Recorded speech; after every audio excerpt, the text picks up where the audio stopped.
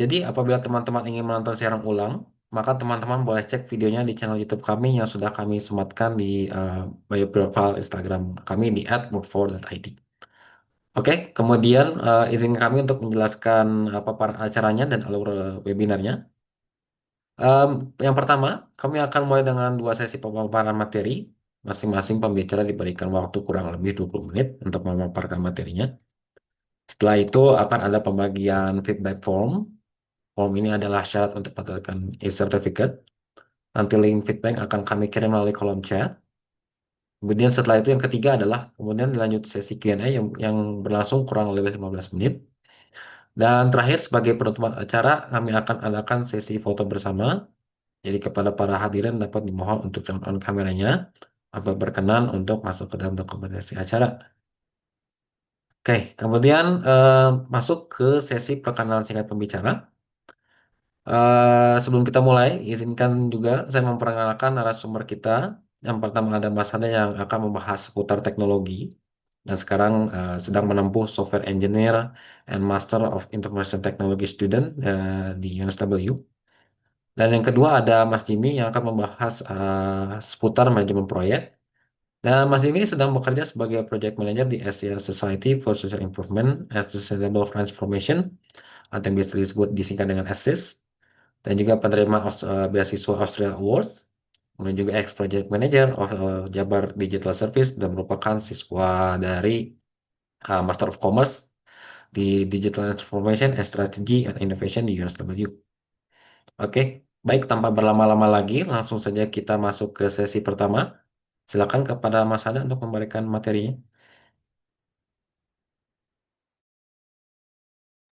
Oke, bentar ya. Eh,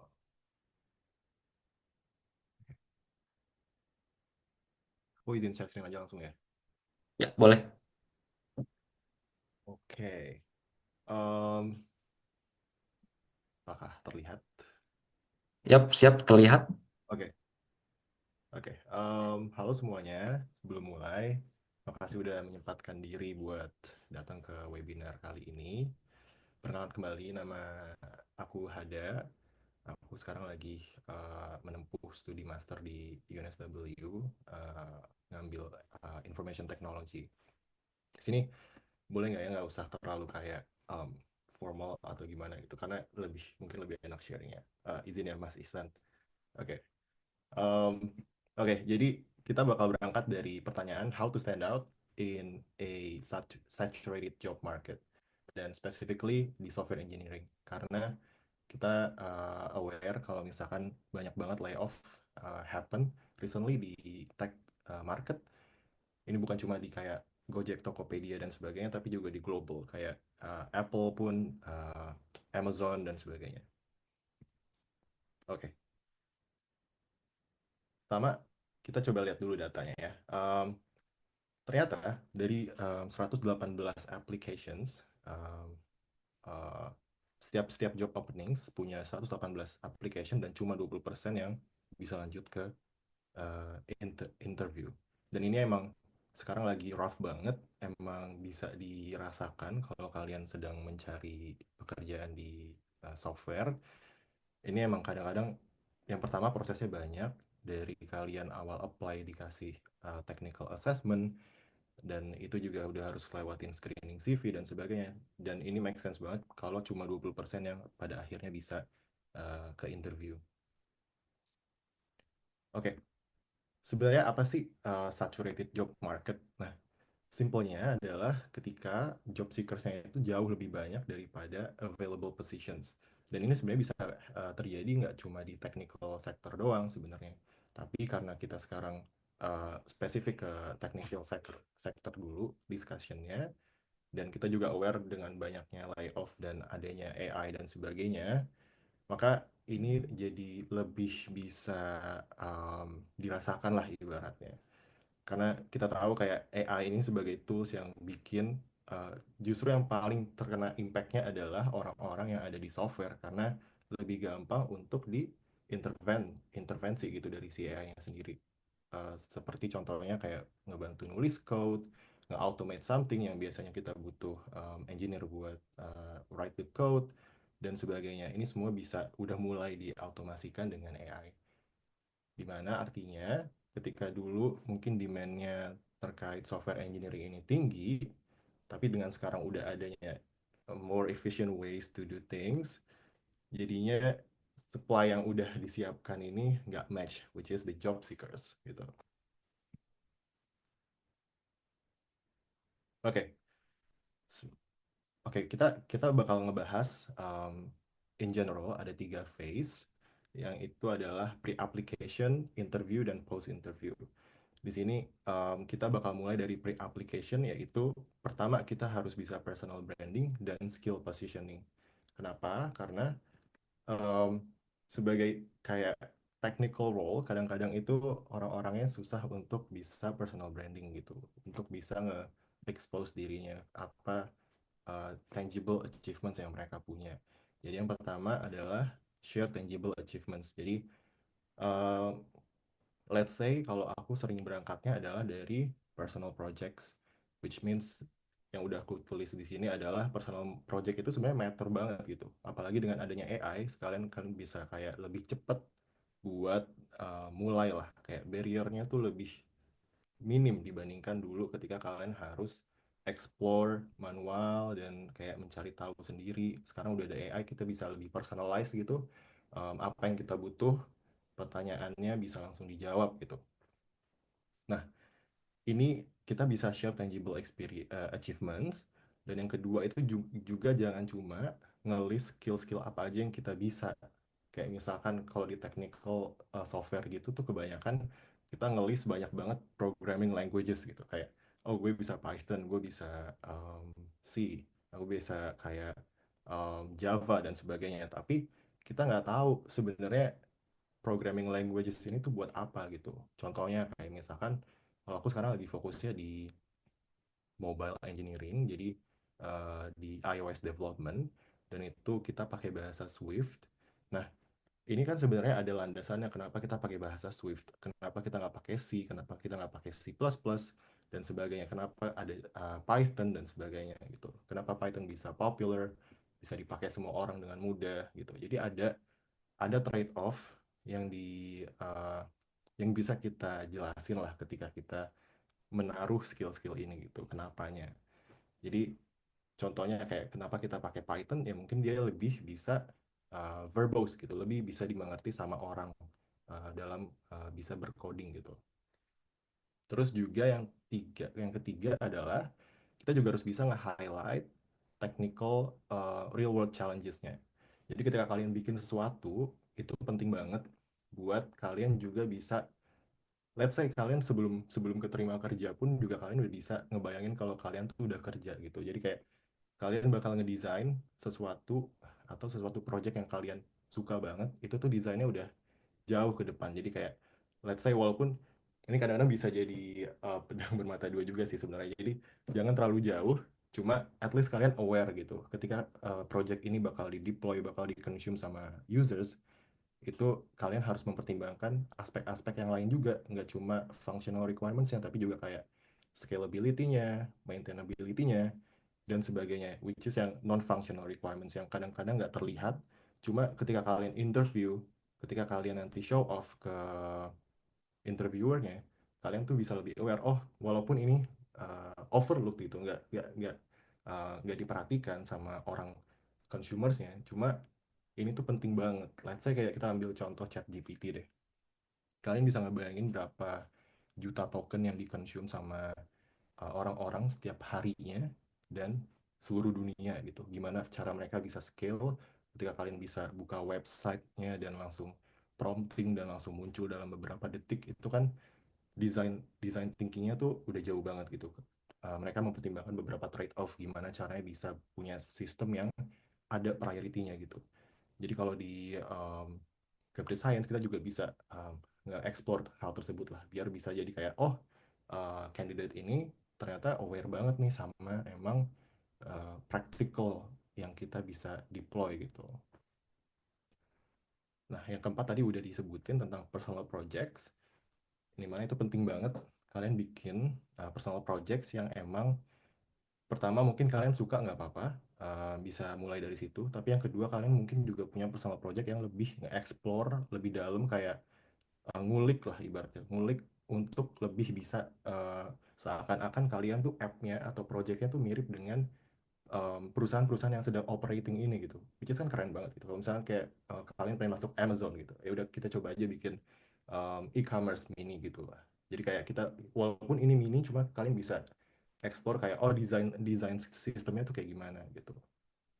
Dan ketika kalian ngejelasin ini semua, ini kalian pasti udah sering dengar tentang STAR method gitu. Jadi kita mau make sure yang kita list itu tangible, nggak cuma omong kosong aja gitu.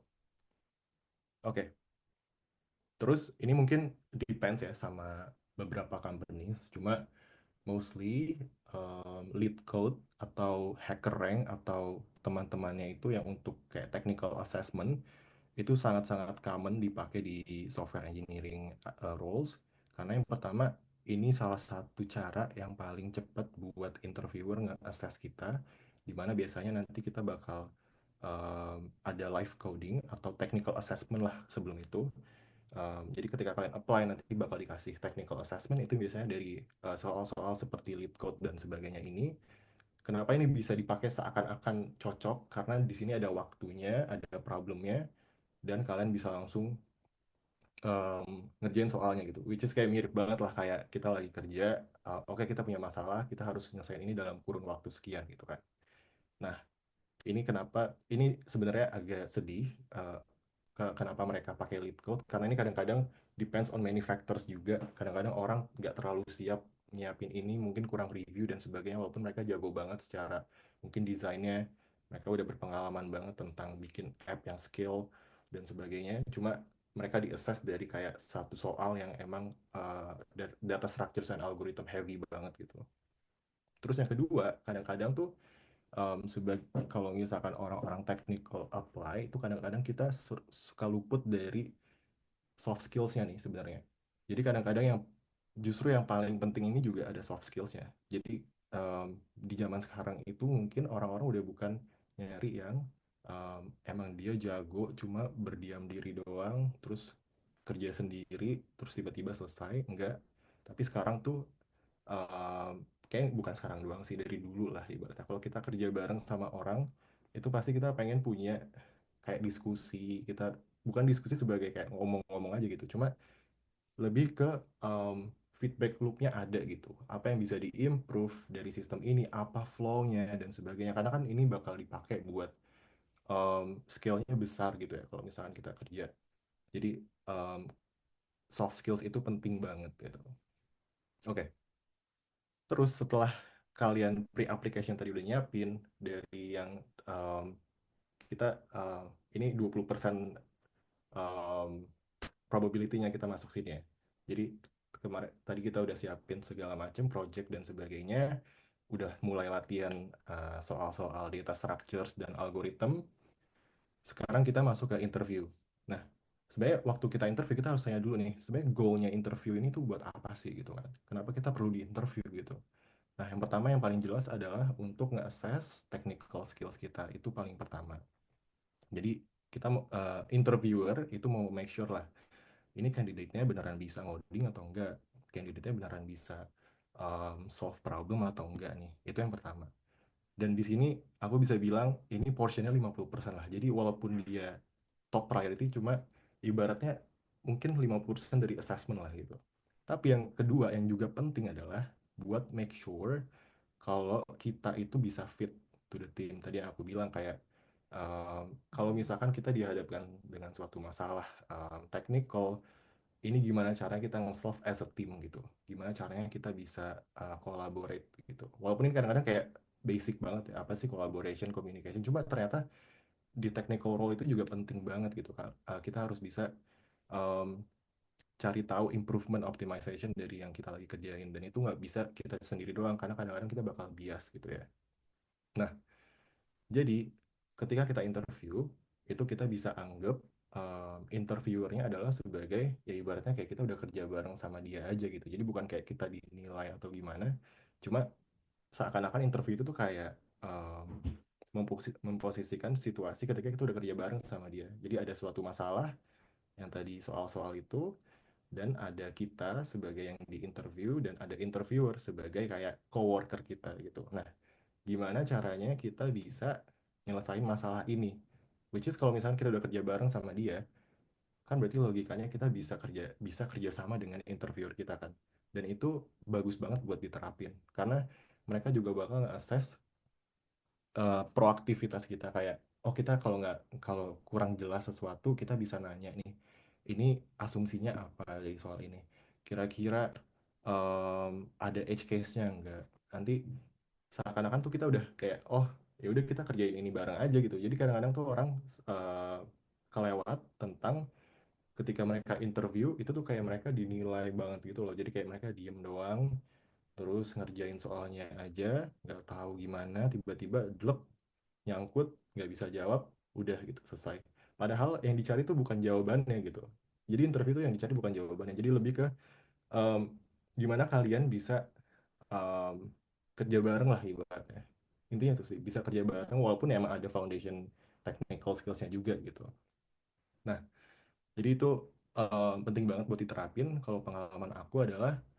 aku selalu bisa aku selalu share screen buat kayak whiteboarding gitu biasanya aku share screen jadi sebelum aku jump into the code itu penting banget buat tahu step-stepnya gitu dari problem ini tuh kita harus ngapain aja gitu dan ini menurut aku lebih gampang kalau kita tuh gambar atau tapi ini depends ya sama orang mungkin orang beda-beda ada yang bisa langsung atau gimana cuma kalau aku um, lebih prefer bisa digambar, jadi bisa kelihatan, oh problemnya kayak gini, kita pengen kayak gini, prosesnya bisa kayak gini, gini, gini gitu.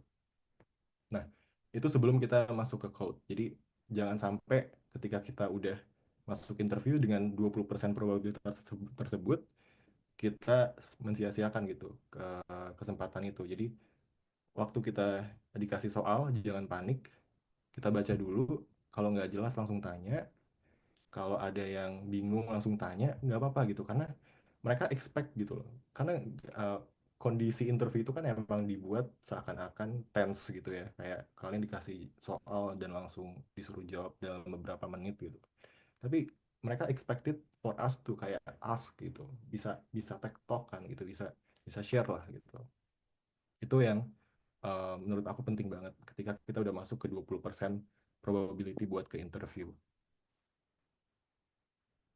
Oke. Terus setelah interview bisa apa nih? Sebenarnya setelah interview ya kita cuma bisa reach out lah setelah mungkin 1 minggu 2 minggu dari um, dari tanggal kita interview. Tapi ini jangan sampai kita seakan-akan kayak ngeganggu lah ibaratnya. Dan yang paling penting juga kita bisa seek for feedback dari mereka kayak kira-kira kemarin interviewnya gimana atau ada yang bisa diimprove nggak dan juga kita bisa cari peluang buat connect di depan gitu kayak kita bisa connect nanti mungkin ada other roles yang buka kita bisa masuk atau gimana ini kita jangan sampai close communication dengan interviewersnya karena mereka juga punya banyak connections gitu oke oke jadi um, conclusionnya adalah di era job market yang sekarang khususnya tech ya yang sangat-sangat mungkin agak turun nih dan saturated juga orang-orang dulu pengen banget pada ngambil computer science dan sebagainya sekarang tiba-tiba demand-nya turun banget gitu yang pertama adalah kita harus bisa stand out gimana caranya yaitu dengan lebih clear lebih relevan dan visible to the right people nah right people ini bisa banyak banget orangnya, bisa banyak banget subjeknya. Let's say kita bisa ambil right people ini dari pre-application, interview, dan post-interview. Jadi kalau ada waktu pre-application, kita mau right people-nya adalah our recruiter gitu ya. Kita pengen gimana caranya sebagai technical person, orang recruiter ini walaupun recruiter tech itu kadang-kadang beda, tapi mereka gimana caranya kita bisa lebih clear, relevan, dan visible ke mereka, ke recruiter yang tech ini. Gimana caranya dengan tangible experience, tangible achievements, terus personal project experience, dan sebagainya. Jadi kita bisa show off di right people gitu. Terus waktu interview, right people-nya siapa? Right people-nya adalah interviewer kita yang akan jadi teman kerja kita yang bakal kerja kerja bareng kayak deket banget pada akhirnya gitu. Nah, ini gimana caranya lebih clear, relevan, dan visible? Ya udah kita tunjukin seakan-akan kita kerja bareng sama dia gitu. Seakan-akan kita relevan terhadap tim mereka gitu. Seakan kita jadi part of the team aja udah. Jadi ini udah bisa stand out kan kita di situ. Karena kita bisa stand out dari orang-orang yang mungkin ketika dikasih coding question mereka langsung diem dan ngerjain aja, nggak ada feedback dan sebagainya, tiba-tiba jawabannya salah atau mungkin mereka udah keluar jalur gitu, udah bercabang ke jalur yang lain gitu. Jadi right people di sini bisa beda-beda. Dan waktu post interview ini balik lagi ke tag recruiternya, kita pengen make sure masih punya banyak peluang di depannya, kita masih bisa improve dan bisa mungkin ya mungkin ada kesempatan lain lah di depan, nggak harus dari company ini, karena mereka juga bisa jadi pindah-pindah juga kan, jadi nggak ada yang tahu, jadi reaching out is okay juga. Dan ya mungkin sekian sih dari aku gitu aja, karena mostly ini sangat-sangat practical. Dan mungkin sebelum masuk Q&A aku juga kayak posisi di sini, apakah ada teman-teman yang lagi nyari kerja di bidang tech gitu, karena mungkin aku bisa uh, lebih relevan juga nanti. Itu aja Mas Iksan. Yap, thank you. Makasih, Mas Hada.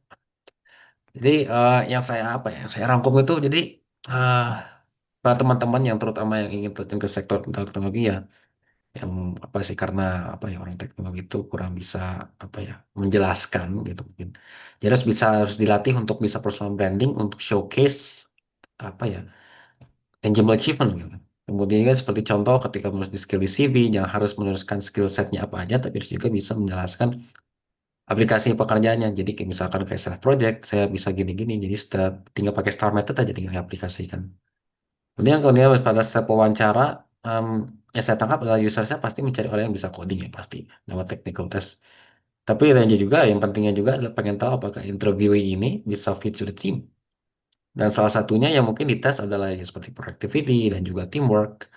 Itu kelihatan ketika pada proses wawancaranya. Hmm. Kemudian ya post interview diperbolehkan ya untuk reach out ke yang wawancaranya, tapi jangan lihat dulu sikonnya dulu apakah memungkinkan atau enggak. Dan reach out-nya bisa bermacam-macam, bisa jadi bertanya tentang feedback wawancara kemarin atau mungkin buat connections dengan mereka gitu, biar apa ya istilahnya lebih ahead ketimbang dari uh, aplikan yang lain gitu ya. Oke, Hmm. mantap banget Mas Ada atas pemaparan materinya. Em, sangat insightful banget. Sekarang kita akan lanjut ke pembicara kedua, langsung kepada Mas Jibi untuk dipersilahkan. Aku Oke, halo, share selamat dulu pagi ya. semuanya. Suaraku kedengeran ya? Ya betul, ya kedengaran.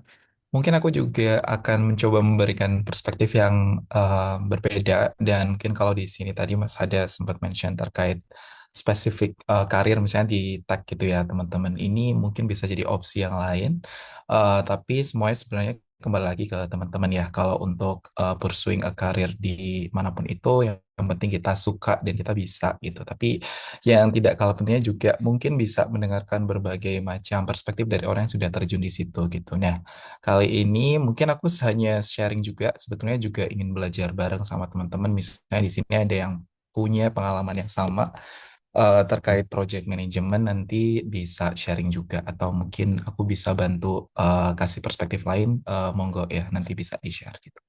Mungkin aku share screen dulu.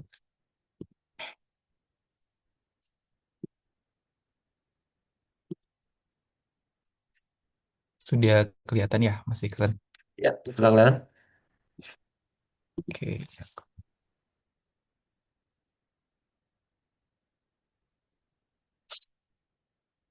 Ya, eh, oke, teman-teman. Jadi di sesi kali ini mungkin aku akan jauh lebih memberikan konteks terkait gimana sih kita itu ngedrive posisi kita di suatu perusahaan dari posisi sebagai project management atau mungkin kalau di perusahaan saat ini banyak sekali ya kalau untuk istilah atau nomenklatur di perusahaan misalnya project officer atau mungkin project management officer atau mungkin project manager gitu ya.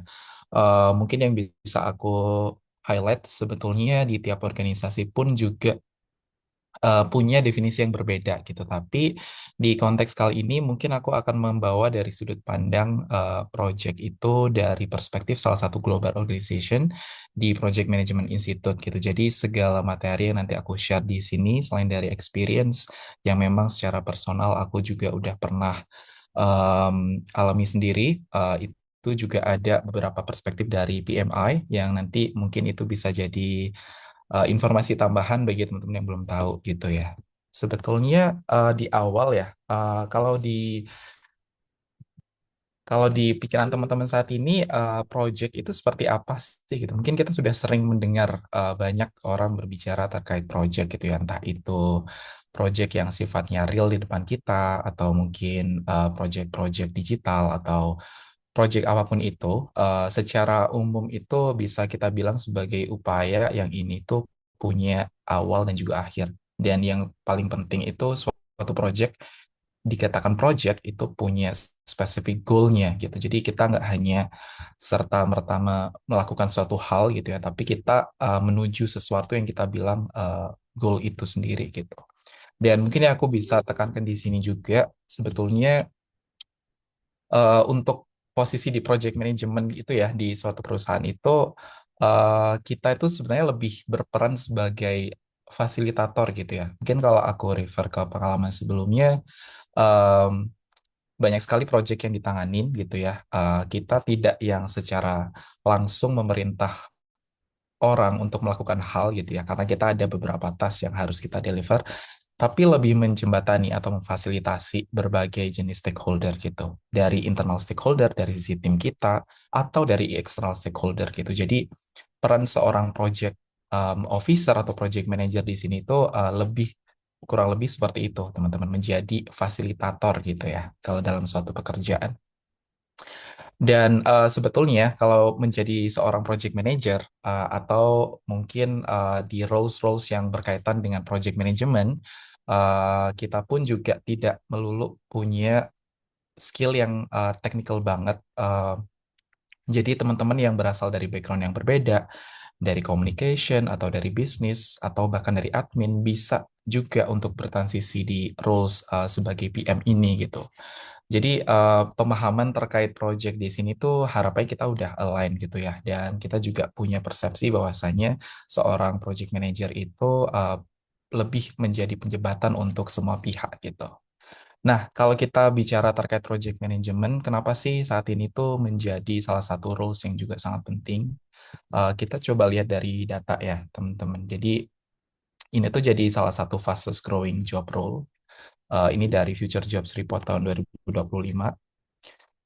Jadi mungkin selain skill seperti yang di-share oleh Mas Hada di lingkup engineering skill, IT skill, project management juga menurut aku menjadi skill yang sangat-sangat penting juga.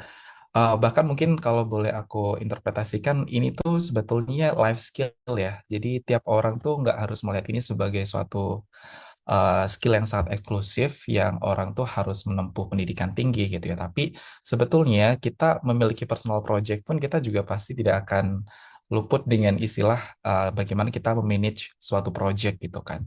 Jadi ini menjadi skill yang sangat esensial, skill yang sudah ada sejak dulu gitu ya. Dan mungkin baru-baru kali ini baru dibilang sebagai skill yang cukup fastest growing karena kita melihat banyak perkembangan gitu ya, banyak disrupsi, banyak digital transformation di berbagai macam industri gitu ya, dan dibutuhkan peran seorang yang memiliki project management skill gitu ya. Bahkan dari salah satu report ini dibutuhkan kurang lebih sekitar 30 juta ya project management professionals gitu di tahun 2035.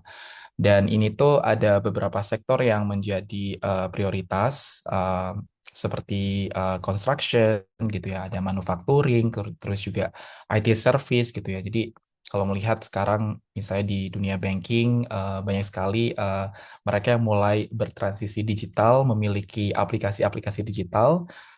Mereka udah punya layanan yang di ranah IT atau digital yang itu memerlukan peran seorang project manager atau mereka yang memiliki project management skill gitu. Dan ini tuh juga sudah bisa diprediksi 66% ya teman-teman. Jadi tidak hanya di satu industri saja itu yang ingin saya tekankan, tapi peran menjadi seorang project manager itu bisa lintas industri gitu. Dan itu yang ingin saya tekankan ya terkait dengan pemahaman mengenai project dan mengapa memiliki skill di project management itu menjadi salah satu investasi yang sangat besar di di di suatu saat nanti gitu ya. Dan opportunity-nya seperti apa gitu ya. Jadi kalau untuk saat ini teman-teman yang saat ini masih fresh grad atau mungkin sedang di entry level, teman-teman tuh bisa consider untuk reskilling gitu. Misalnya mungkin bisa melihat kembali ya dari sisi kompetensi yang teman-teman saat ini miliki gitu ya. Kalau mungkin tuh ada teman-teman yang sebelumnya pernah internship atau mungkin pernah bekerja di suatu perusahaan di bidang marketing, mungkin juga mulai bisa nih untuk memiliki waktu untuk bisa reskill dengan mempelajari skill terkait project management gitu ya. Dan mungkin bisa mengconsider ke depannya dari level yang di officer atau marketing officer mungkin bisa di level di atasnya, misalnya menjadi marketing manager gitu. Dan menurut aku itu juga membutuhkan skill project management skill gitu. Jadi opportunity-nya adalah mungkin teman-teman bisa consider untuk reskilling gitu. Atau untuk saat ini yang mungkin udah pernah ada exposure terkait managing project gitu ya, misalnya di level komunitas atau mungkin di level saat teman-teman saat ini mungkin sedang duduk di bangku kuliah atau baru lulus kuliah, teman-teman sudah memiliki bekal itu, that's a good investment, tapi mungkin di upskill lagi gitu. Jadi tidak cukup kita hanya memiliki experience saja, tapi yang saya tekankan kita juga harus familiar dengan berbagai macam skill lain yang biasanya diperlukan oleh seorang project manager. Atau yang terakhir, dari teman-teman yang saat ini juga masih bingung atau galau untuk mau mengconsider role apa ya kira-kira yang bisa sesuai dengan skill saya, interest saya, mungkin ini bisa jadi salah satu opsi juga untuk mempertimbangkan posisi bisa dimulai dari project coordinator atau project officer, dan ini tidak serta melulu misalnya di industri startup atau tech atau digital, tapi dari industri non-tech teman-teman juga bisa bekerja di tempat seperti saya yang saat ini di NGO. Mereka banyak sekali opportunity untuk fresh grad atau entry level yang mau mengconsider sebagai project officer atau mungkin project coordinator gitu ya, karena biasanya mereka memiliki satu misi yang itu memiliki timeline yang sangat ketat dengan budget yang juga sudah terdefine di awal dan butuh orang untuk bisa menjalankan itu gitu. Jadi mungkin bisa dikonsider di sana gitu. Nah, sebetulnya kalau dari apa yang dilakukan oleh seorang project manager atau project officer, kurang lebih ada 4 hal ini. Jadi kalau teman-teman saat ini juga masih agak eh, bingung gitu ya, sebetulnya apa yang dikerjakan gitu ya. Kita sebagai project manager atau project officer itu kurang lebih ada 5 hal ini yang biasa dilakukan. Dari kita mendefinisikan ruang lingkup pekerjaan dan tujuan, kemudian kita lanjut untuk membuat planning dari timeline dan juga budget seperti apa di project tersebut. Dan stakeholder yang terlibat di sana, baik dari internal atau eksternal, itu kita juga punya peran di sana untuk bisa menjembatani atau mengorkestrasi ya project yang sedang dikerjakan. Dan kita pun juga perlu tetap men-tracking ya progresnya seperti apa gitu ya, karena kita melihat ada timeline, ada budget. Jadi tracking progress dan memberikan report ke semua orang itu juga jadi salah satu aktivitas yang dilakukan oleh seorang project officer atau project manager gitu. Dan yang terakhir tentunya adalah deliver value. Apakah project ini misalnya dalam bentuk produk atau dalam bentuk service, kita punya satu output yang jelas di akhir seperti itu. Nah, kalau secara detailnya, kalau dari Project Management Institute itu mereka yang bergerak di Project Management Roles akan melewati 5 fase ini gitu.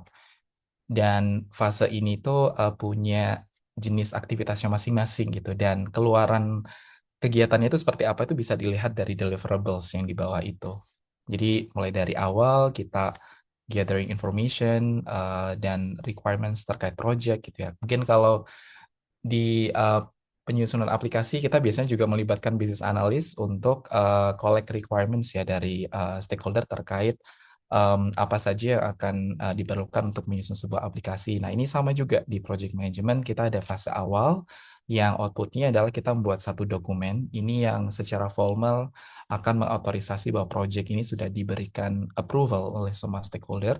Dan untuk selanjutnya, seorang project officer dan manager nanti akan melewati fase-fase selanjutnya.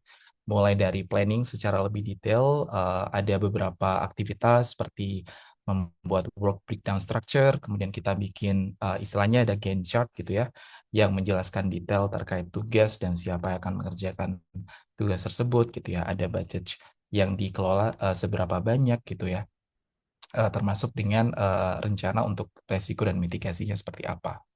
Lalu kita masuk ke execution, yang mana kita udah mulai menjalankan dari poin-poin yang sudah kita definisikan ketika fase planning. Dan di sini juga mulai bisa kita lihat produk atau layanan yang menjadi hasil dari pekerjaan yang kita kerjakan selama periode tertentu yang sudah diputuskan gitu. Monitoring dan controlling di sini biasanya lebih ke bagaimana seorang project officer atau project manager itu bisa memastikan kegiatan yang dilakukan itu sesuai dengan kualitas, dengan waktu, dengan budget gitu ya. Jadi mengontrol bagaimana suatu tugas itu bisa dijalankan sesuai dengan scope dan juga waktu dan juga budget itu perlu dilakukan gitu. Bisa dilakukan misalnya ada weekly meeting atau meeting reguler dengan semua tim yang memang terlibat di sana atau dengan stakeholder yang berkaitan gitu ya. Dan kita juga biasanya akan ada pelaporan secara reguler terkait progres gitu. Dan yang terakhir, ketika project itu udah memasuki fase akhir, kita juga mulai melihat ada pentingnya dokumentasi yang harus dikoleksi, terus juga budget yang sudah harus kita finalize, termasuk penyusunan laporan-laporan yang menginformasikan terkait project itu sendiri gitu. Jadi bisa dibayangkan ketika teman-teman nanti akan bekerja di posisi sebagai project officer atau project manager, teman-teman kurang lebih akan melewati fase-fase ini gitu. Tergantung apakah project tersebut misalnya dilakukan secara short term, misalnya 2 atau 3 bulan, tergantung dari ini ya, scope dari project tersebut, budget dari project tersebut, dan tim yang nanti akan bekerja bersama teman-teman gitu. Jadi kalau boleh saya mengcopy dari PMI, ada kompetensi yang pada akhirnya perlu kita lihat. Pertama dari cara kita bekerja, di mana kita bisa memahami approach uh, untuk mengelola project itu sendiri gitu ya. Apakah ini kita sedang dalam environment agile yang butuh iterasi di tiap kali milestone atau fase project? Apakah ini prediktif? Misalnya teman-teman yang terlibat di project yang secara budget sangat tinggi, dan itu membutuhkan predefined timeline di awal yang sangat-sangat rigid gitu, karena misalnya ini adalah teman-teman bekerja untuk project IT infrastructure yang nilainya sangat-sangat tinggi gitu. Jadi sebagai orang yang bekerja untuk mengelola suatu project, kita perlu tahu cara kita bekerja gitu, approach apa aja yang kita pakai di sini gitu. Karena di sini juga yang pada akhirnya nanti akan kita lakukan tidak hanya dengan diri kita sendiri, tapi dengan setiap orang yang akan kita temui, dengan tim yang kita kelola juga.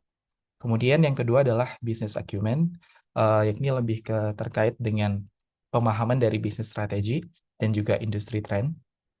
Jadi harapannya sebagai seorang yang mengelola suatu project pun kita juga perlu melihat dari sisi bisnisnya, dari sisi tren yang saat ini sedang ada di industri, biar setiap kali keputusan yang kita ambil itu memang sudah align ya dengan goal di organisasi tersebut, dengan bisnis objektif dari organisasi di mana kita bekerja gitu ya, dan juga tren dari industri yang saat ini sedang berkembang gitu. Jadi diharapkan kita punya kompetensi bisnis acumen ini.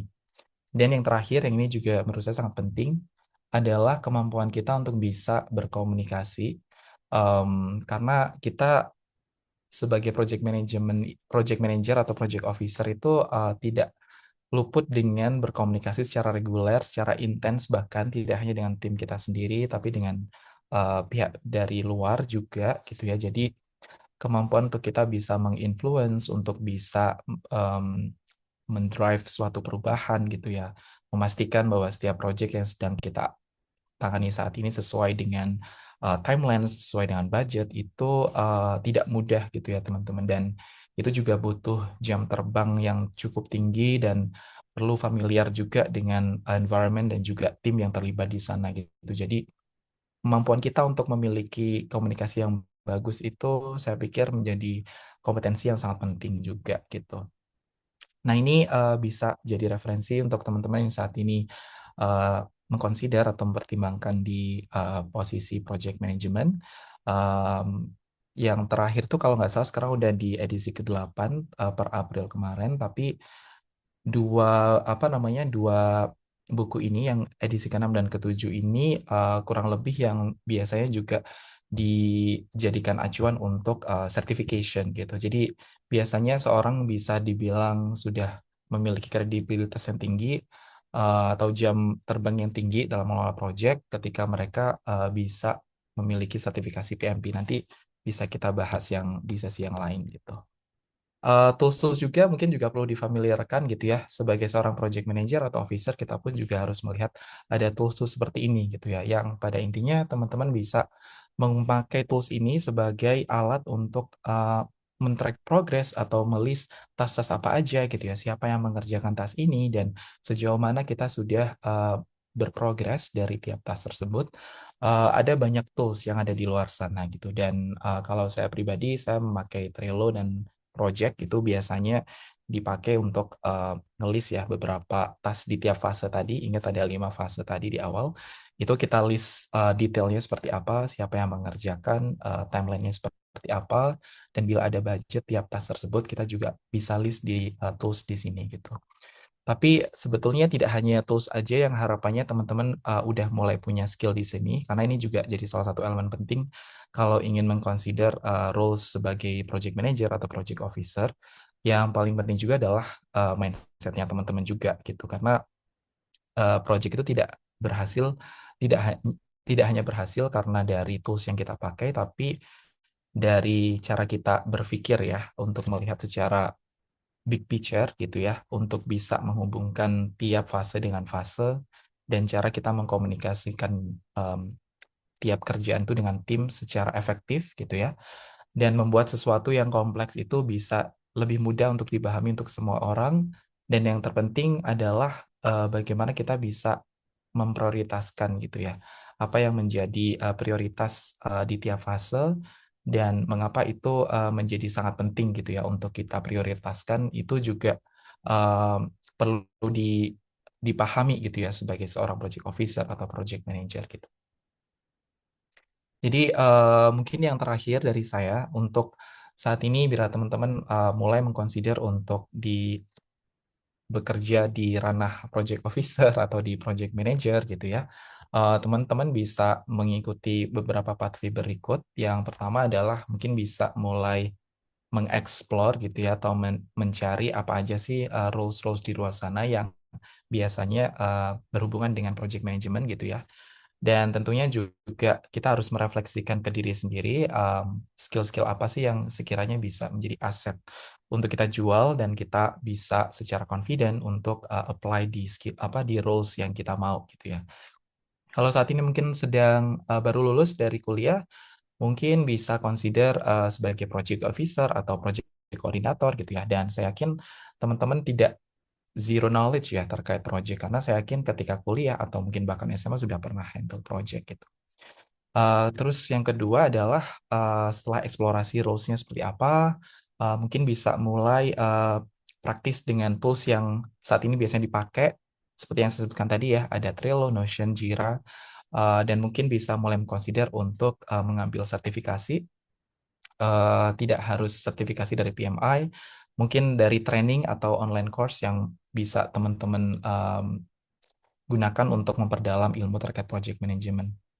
Terus berikutnya bisa mulai terjun di dunia project itu sendiri, entah menjadi volunteer sebagai project manager untuk kegiatan komunitas seperti apa, seperti kegiatan apapun itu tidak harus kegiatan yang sifatnya besar. Poinnya adalah teman-teman mulai mengaplikasikan gitu, mengaplikasikan ilmu dan informasi yang sudah diperoleh untuk kegiatan yang memang berhubungan langsung dengan managing project gitu. Dan mungkin yang terakhir, ketika ingin mencoba mendesain resume yang emang nanti akan mengarah ke posisi project management atau project officer, project manager gitu ya. Perlu ini ya, ada beberapa positioning gitu ya terkait bahasa-bahasa yang biasanya dipakai oleh seorang PM gitu. Misalnya coordinated, lead a work stream. Jadi mulai familiar dengan keyword-keyword tertentu yang biasanya dipakai oleh seorang PM gitu. Jadi itu mungkin yang bisa dijadikan acuan untuk resume nanti bisa terlihat sesuai dengan apa yang dibutuhkan oleh recruiter dan teman-teman memang punya skill dan experience di sana gitu. Dan jangan lupa kalau memang udah pernah ada project untuk kita build credibility karena saat ini juga sudah sangat marak dengan personal branding. Ketika kita ingin dilihat sebagai orang yang punya kemampuan dan kompetensi di project management, kita bisa share untuk project yang pernah kita kerjakan, sekecil apapun itu. Saya pikir apa yang menjadi key lesson dan apa yang menjadi kontribusi dari teman-teman bisa di-share dan mungkin itu akan menjadi turning point ketika teman-teman secara tidak sadar dihubungi oleh recruiter atau mungkin orang yang saat ini sedang membutuhkan peran teman-teman menghandle suatu project gitu. Dan jangan lupa untuk bisa terlibat juga di komunitas yang memang um, membawa teman-teman untuk bisa belajar lebih banyak gitu. Atau seperti PMI, saya juga bergabung di PMI chapter di Jakarta gitu. Jadi kita bisa saling update dan upgrade knowledge. Yang terakhir, take away-nya adalah teman-teman tidak harus memiliki skill spesifik misalnya as a coder, tapi teman-teman hanya perlu untuk membahasakan bahasa untuk project management and serve the mission gitu. Dan kalau misalnya project management ini menjadi salah satu hal yang sepertinya resonate dengan teman-teman atau teman-teman merasa klik dan punya intention yang tinggi, bisa mulai dari sekarang gitu. Jadi itu yang mungkin bisa saya share untuk project management. Dan let me know kalau ada pertanyaan yang mungkin bisa aku bantu. Semoga ini bisa jadi salah satu consideration untuk teman-teman kalau nantinya ingin mempertimbangkan project management sebagai career pathway selanjutnya gitu. Mungkin itu saja dari saya. Terima kasih, Mas Iksan. Oke, Mas Jimmy, menarik sekali paparannya, lengkap. Dari step awal sampai step akhir lengkap semua. Yang kemudian yang saya rangkum ya, yang saya tangkap itu manajemen proyek ini terbuka ya untuk jurusan mana saja, mau dari teknologi, pendidikan, bisnis, apapun itu. Karena memang terbuka, karena memang kemudian karena apa sih ya? Karena korunya kompetisinya juga ujung-ujungnya kan sebagai apa project manager kan harus tetap mengerti ways of workingnya seperti apa, paham strategi bisnis dan tren industri, dan juga entrepreneurial skills seperti leadership, komunikasi, teamwork, yang semuanya intinya sama-sama bisa dipelajari melalui pengalaman.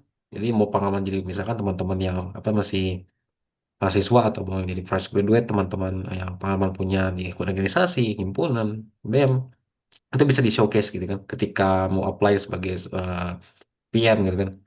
Karena persiapan untuk menjadi PM ini bisa explore roles-nya itu ini butuhkan related to project manager ini kemudian karena uh, kemudian apa namanya skill set yang udah yang dipelajari selama di kuliahan juga itu bisa dijadikan bahan untuk menjual diri ke users dan ke recruiter dan juga bisa memenuhi CV teman-teman gitu kan. Hanya bisa kemudian hanya yang penting adalah bisa ditranslatekan ketika wawancara seperti sebenarnya tadi ada masalahnya dengan Mas Adi yang tadi jelaskan harus bisa menjelaskan juga ke recruiter gitu kan. Kemudian kayak seperti apa sih cara aplikasinya seperti apa dan juga ketika waktu di mahasiswa dulu. Kemudian juga teman-teman juga salah satu cara untuk memenuhi CV adalah ikuti aja kegiatan apapun gitu mungkin di luar kampus. Skala kecil pun nggak apa-apa. Yang penting kan bisa aplikasikan knowledge-nya juga nanti sambil belajar along the way itu cara handle proyek itu seperti apa. Kemudian juga yang penting terakhir adalah jangan sungkan untuk connect dengan recruiter atau mungkin sesama project enthusiast, project management enthusiast dan apa kemudian juga dan jangan sungkan untuk share juga kegiatan-kegiatan yang telah dilakukan juga di post aja di LinkedIn. Oke, sekali lagi terima kasih Mas Jimmy atas pemaparannya. Oke, sebelum masuk ke sesi selanjutnya, izinkan kami dari pihak Workfor untuk menjelaskan apa sih Workfor itu dan apa saja layannya. Izinkan saya share screen dulu sebentar ya. Oke. Hmm. Oke, sebenarnya apa sih work for itu? Work itu adalah kami bisnis yang membantu apa ya, misalkan teman-teman punya bisnis, mau itu F&B, mau itu apapun itu skillnya apapun, tapi kami fokusnya ada di UMKM dan startup. Kami juga bisa membantu eh, handle dari proses rekrutmen teman-teman, misalkan punya ada karyawan, pengen pengen hire cepat, lebih pintar dan hemat, kami bisa handle semuanya dari seleksi sampai onboarding, kami bisa handle semuanya. Sehingga teman-teman yang punya bisnis bisa fokus aja ke yang paling penting yang penting yaitu membangun bisnis. Kemudian juga kami yang penting adalah selalu menghadirkan prinsip-prinsip em, apa ya ketika dalam berbisnis yang penting adalah kami selalu menghadirkan layanan prima, selalu berkomitmen penuh karena kami berpikir bahwa pembangunan kepercayaan itu sebenarnya yang paling penting dalam apa namanya dalam membangun kerjasama bisnis. Karena yang kami harap adalah yang ide-ide yang kita ciptakan selama bekerja sama berkembang jadi kemitraan. Kemudian juga kami juga strateginya berbasis data. Jadi kami ketika handle proses perekrutan ini jadi nggak semata-mata berdasarkan intuitif. Kita berdasarkan data. Jadi yang berdasarkan data itu artinya adalah kita membangun proses handle talent apa menemukan data terbaik itu melalui data bukan hanya intuitif. Kemudian layanan-lainnya adalah yang kami sediakan adalah untuk teman-teman yang punya bisnis, kita bisa bantu riset pasar kerja, kemudian juga bisa bantu pembersihan database. Nah, kemudian juga untuk teman-teman nih yang masih mahasiswa aktif dan yang mau lulus, kami juga menghadirkan sistem coaching mentoring. Nah, apa sih aja sih? Kita ada kelas juga, ada sesi CV and LinkedIn profile, mentoring itu untuk sesi one on one. Jadi apa? Jadi sengaja kami buatkan sesi online agar lebih efektif karena kita harus terfokus, jadi lebih personalized. Teman-teman jadi lebih bisa apa ya? Bisa lebih bisa sharingnya problemnya eh, lebih jelas. Kami juga bisa mengerti teman-teman problemnya apa sih, jadi lebih mengerti. Kami bisa menghadirkan solusi yang tailored gitu kan, dan yang sesuai dengan kebutuhan teman-teman gitu kan. Kemudian juga kami menghadirkan juga kelas latihan wawancara kerja, ini juga sama sesinya one on one. Kami juga bisa membantu dalam simulasi wawancara yang interaktif dan juga kami juga di saat yang itu juga kami akan menghadirkan feedback untuk apa sih ke depannya latihan wawancara kerja baik itu seperti apa sehingga teman-teman jadi lebih pede ketika nanti terjun untuk wawancara yang sebenarnya gitu. Nah, kemudian bagi teman-teman yang masih belum apa ya, masih bingung nanti setelah lulus mau karya yang mana nih? Kami ada program namanya Career Discovery Mentoring Program yang dirancang untuk khusus untuk itu. Nah, kemudian juga untuk teman-teman yang ingin menjadi recruiter ketika lulus, kami pun juga kelas untuk melatih teman-teman untuk memahami teknik wawancara situasional dan behavioral event interview. Nah, penerapannya melalui metode STAR. Nah, teman-teman juga yang ingin pengen apa lagi lebih kepada upskilling untuk menambah skill baru. Kami juga ada kelas, ada mentoring Excel untuk pemula. Seperti kita akan ajarkan bikin pivot table, graphs or charts, simple dashboard, lain-lain. Kami juga ada kelas juga untuk mentoring riset pasar, kemudian karena untuk teman-teman mungkin ada kebutuhan bisnis, untuk membantu untuk mengambil keputusan dalam bisnis juga. Nah, sekian saja presentasi dari kami dari Bufor. Apabila ada pertanyaan, boleh hubungi kami di WhatsApp 0821 9078 0035 atau bisa kontak kami di Instagram di @workfor dan @workfor_id. Baik, sebentar saya tutup screen dulu. Baik, kepada peserta yang kami hormati, izinkan kami juga untuk memberikan link feedback form yang akan kami sematkan juga di kolom chat. Oke, kami juga ingin mengingatkan kembali kepada teman-teman bahwa pengisian fit platform ini merupakan syarat wajib untuk mendapatkan sertifikat. Jadi jangan lupa untuk mengisinya ya. Kemudian, oke, baiklah. Langsung saja kita ke sesi Q&A. Jadi boleh teman-teman apabila ada pertanyaan bisa langsung melalui open mic dan bisa tulis saja ke pertanyaannya di kolom chat.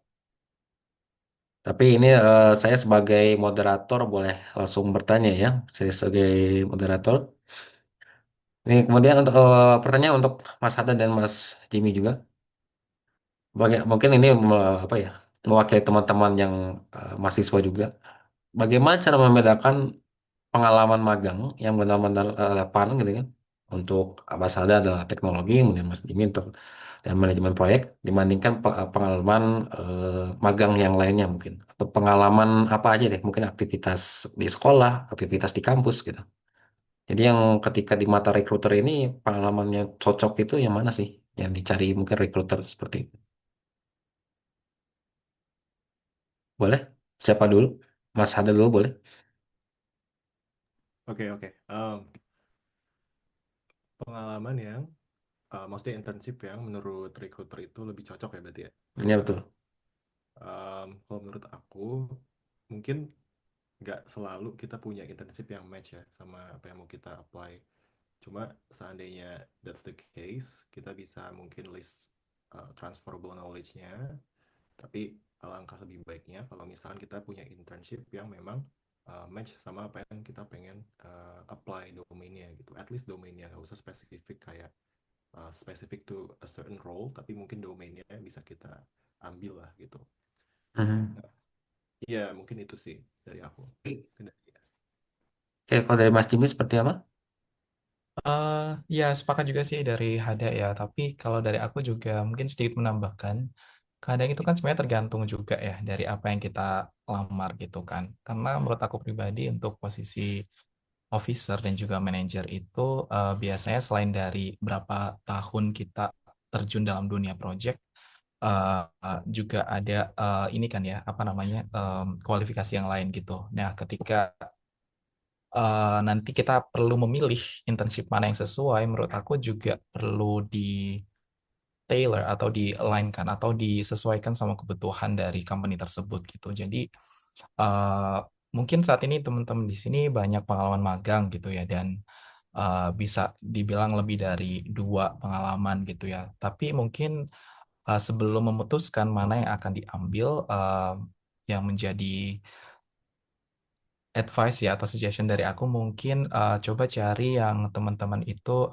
bisa mengkuantifikasi dari kontribusi teman-teman gitu. Karena seseorang itu kan biasanya bisa dinilai punya kapabilitas ketika kita udah pernah melakukan hal tersebut gitu. Dan ketika kita bisa menunjukkan kalau kita ada pengalaman yang serupa atau nggak mirip 100%, tapi kita ada dampak yang terukur gitu ya. Dan itu kita deskripsikan secara efektif dalam satu statement di resume, itu mungkin akan menjadi pertimbangan yang bagus gitu.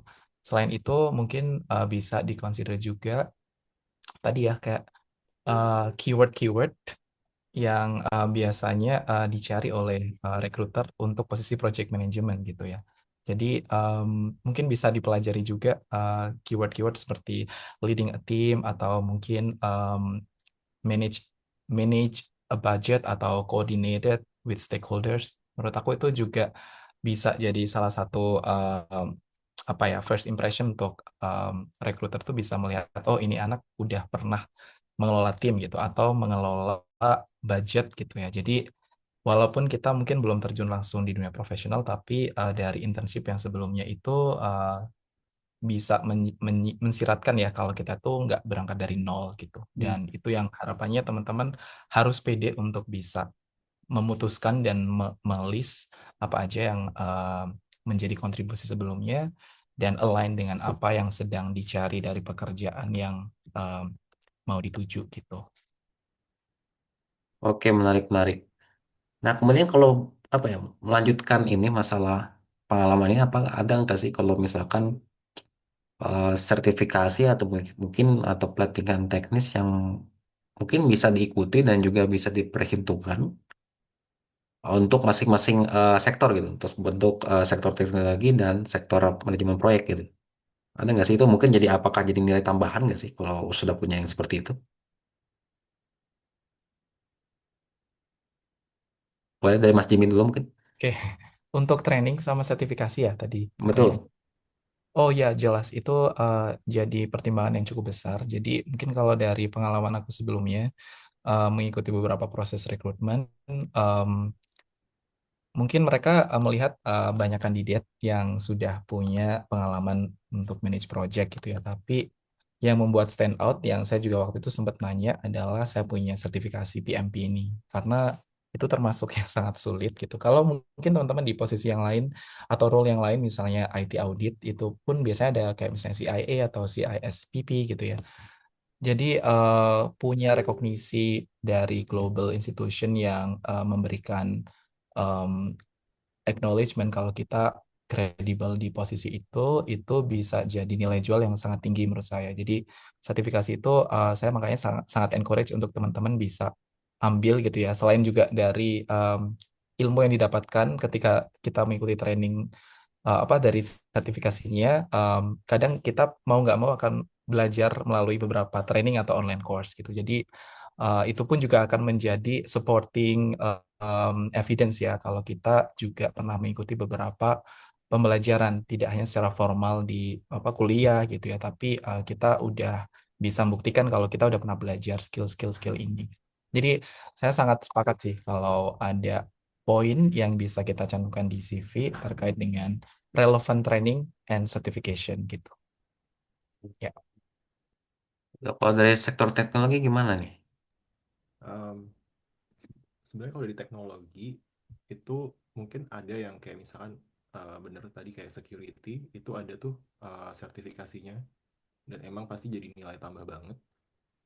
Cuma kalau misalkan di software in general itu biasanya kita juga bisa, walaupun ini bukan jadi kayak yang bargaining power banget kalau buat di tech, cuma em, dari learningnya itu mungkin kita bisa explore lebih gitu, jadinya kayak bisa lebih expose ourselves buat kayak ngomong oh kita udah belajar ini Hmm? kira-kira implementasinya gini kalau di real world gimana, itu bisa juga diimplement walaupun bukan kayak yang emang wajib banget. Cuma kalau misalkan kita lihat di Amazon itu mereka punya suatu sertifikasi yang memang kita harus punya dulu karena berkaitan sama cloud service-nya dia misalkan. Nah, Hmm, itu juga penting buat diperhatikan gitu sebelum kita apply gitu. oke oke menarik ya. Hmm, Oke, jadi kalau misalkan nih, ini kan teman-teman masih masih mahasiswa,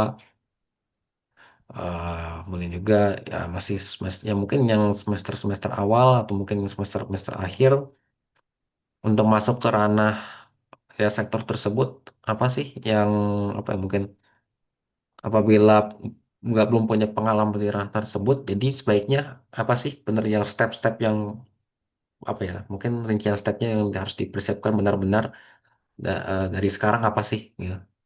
Ya, persiapan sebelum lulus kuliah gitu. oke. Ini ada yang ini nggak, tapi ada yang dari tech sektor atau yang tertarik ke tech Ya, atau mungkin ya mungkin tertarik teman-teman yang jurusannya yang ya. teknologi atau mungkin yang pengen terjun ke ya yang Waduh. satu ranah mungkin Hmm. boleh angkat tangan, boleh sharing juga. Sebenarnya kalau misalkan persiapan, kalau menurut aku bisa tadi sertifikasi-sertifikasi itu emang oke buat kita mulai, dan biasanya kan ada structure lah, dia ibaratnya ada caranya buat nge-complete certification ini, belajarnya gimana, jadi kayak lebih terstruktur aja buat kita Hmm, jalanin. mhm. Terus em, ya mulai juga connectionnya juga dijaga, mulai kayak personal branding juga.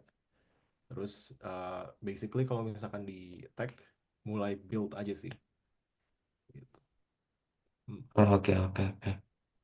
Oke, kalau dari Mas Jimmy gimana? Ya, kalau dari aku tadi yang aku share ya, explore sih emang harus explore tuh di sini. Maksudnya kalau ini memang jadi role pertama kali setelah lulus kuliah dan memang ingin ditekuni untuk beberapa tahun ke depan, coba mungkin bisa dibaca atau dipelajari role-role project management itu misalnya di dunia tech atau di dunia non-tech itu seperti apa gitu. Karena Hmm, kan sedikit atau mungkin bahkan jauh beda ketika teman-teman menjadi project officer di NGO seperti saya saat ini sama di tech gitu ya. Misalnya mhm. dari sisi pendekatan cara bekerjanya pun juga bisa completely different gitu ya. Kalau mungkin teman-teman yang bekerja di tech seperti kayak Mas Hada tuh kan mungkin lebih agile gitu ya, karena ada spesifik produk yang akan di-deliver dan itu juga ada fitur-fiturnya gitu misalnya.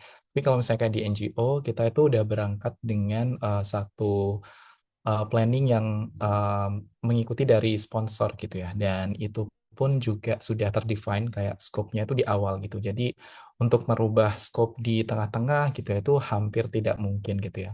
Atau dari salah satu approach yang tadi saya share itu mungkin lebih ke prediktif ya atau waterfall gitu. Karena kita udah ada budget di awal yang sudah terdefine dan kita sudah ada timeline juga gitu ya. Dan scope-nya itu juga sudah jelas di awal gitu.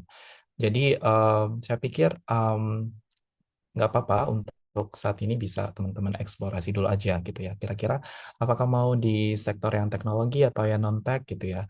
Tergantung dari teman-teman ingin memulai dari mana gitu. Dan jangan takut untuk mengambil resiko ya. Karena saya pun juga di awal mungkin masih agak sedikit 50-50 gitu ya. Apakah mau dari tech dulu atau non-tech dulu gitu ya. Tapi just trust your gut gitu ya. Maksudnya ketika teman-teman emang kayaknya mau coba explore di satu industri ini deh, misalnya di non-tech atau di NGO gitu. Jadi just go for it gitu ya, focus on that gitu ya. Kalau emang ada skill yang mau dibutuhkan sebagai project management, misalnya managing budget, jadi itu berarti yang harus dipersiapkan gitu. Jadi take your time untuk bisa punya waktu untuk bisa membuat roadmap gitu ya. Kira-kira mau kemana nih gitu setelah dari lulus gitu. Tapi pesan saya emang jangan takut untuk bereksplorasi, berkoneksi juga atau berjaring dengan orang yang udah pernah di situ, dan mungkin juga mengambil training bila diperlukan gitu ya. Karena emang nanti teman-teman juga akan yang menjalankan tugas gitu ya di company yang akan teman-teman gabung gitu. Ya, mungkin tuh dari aku Mas Iksan. Ya. Oke, baik. Terima kasih Mas Jimmy. Oke.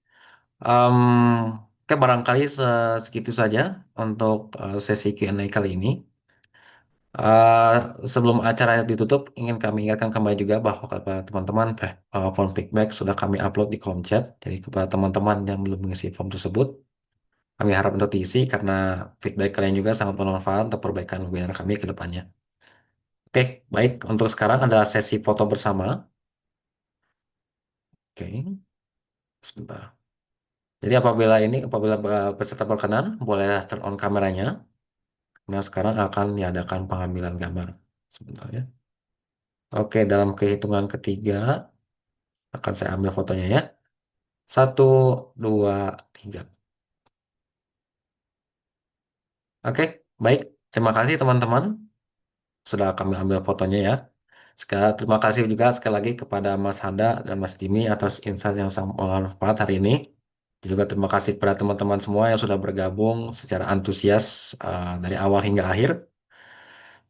Jangan lupa untuk juga tetap stay tune untuk sesi webinar selanjutnya yang tidak kalah menarik. Uh, Sampai jumpa di webinar berikutnya ya. Bye-bye semuanya. Makasih Mas Handa dan Mas Jimmy sudah hadir sebagai pembicara. Siap. Untuk para peserta boleh diperbolehkan untuk meninggalkan ruangan. Terima kasih. Terima kasih semuanya.